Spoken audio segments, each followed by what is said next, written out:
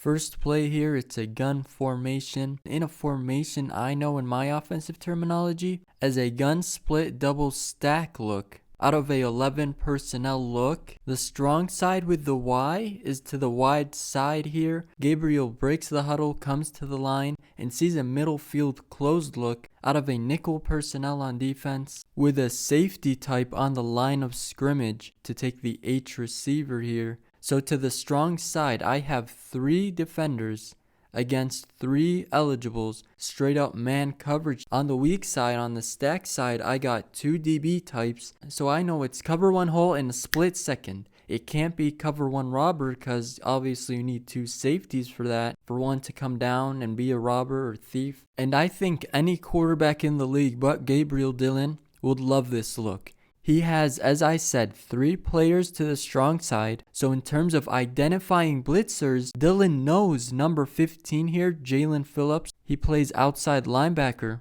is a potential blitzer, or he's manned up to the running back, the T in the backfield. So he's a potential blitzer.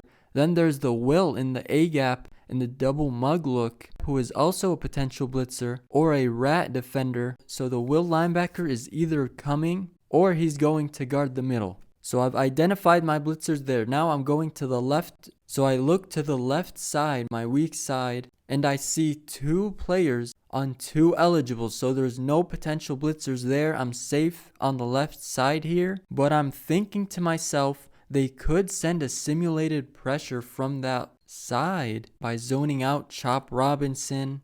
But then I went back to my notes I took when I reviewed Miami against Patriots, and they almost never do that with Chop Robinson there, number 44, and it totally makes sense. They drafted him in the first round out of Penn State because of his great hands and explosiveness and elite swim moves off the edge. So I've identified my blitzers, and I'm looking to the outside DBs. You gotta know something. The outside DBs will always shade away from their help.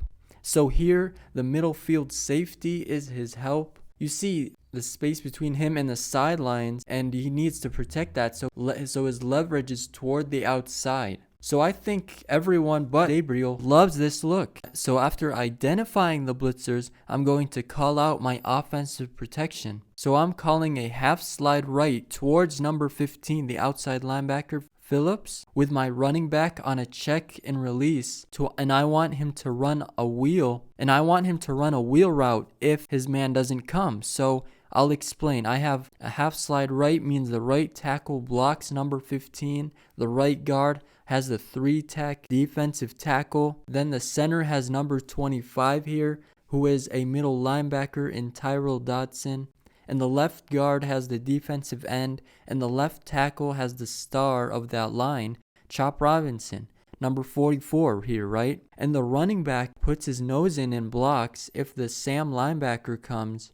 And then if not, he runs a wheel. And I want it to be a wheel route because then that Sam linebacker would be manned up on him. And then he would fry him and be wide open.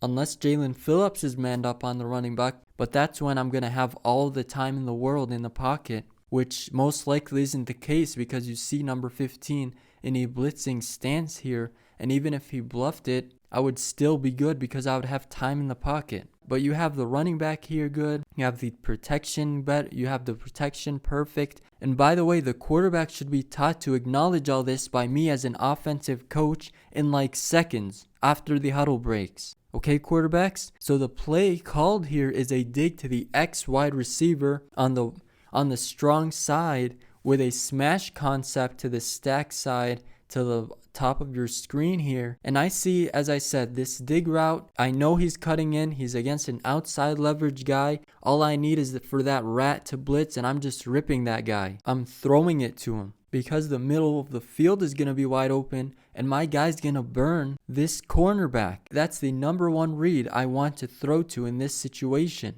because I have the perfect look pre-snap.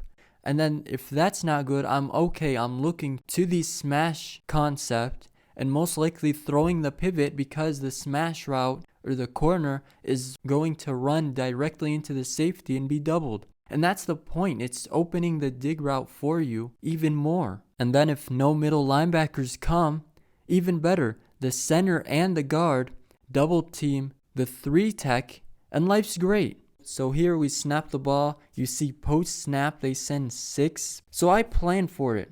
As a quarterback, I have my plan. I keep the running back in and do what I said when I explained the pass pro. But here they chip the tight end, they keep the running back in, and they call Bob protection, which is man protection, across the board. And it's easier for the defensive line to get home and cause disengages.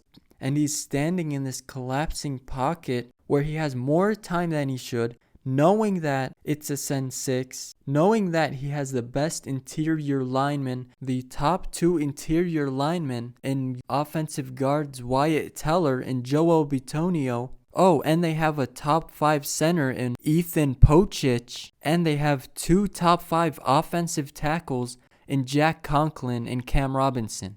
But you get the idea. He's getting more time than he should, and he's not utilizing that. And he's not even looking in the right places. So he's staring at the smash concept. That's one, not your main first read. And second, it's to the short side. It's closest to the middle field safety.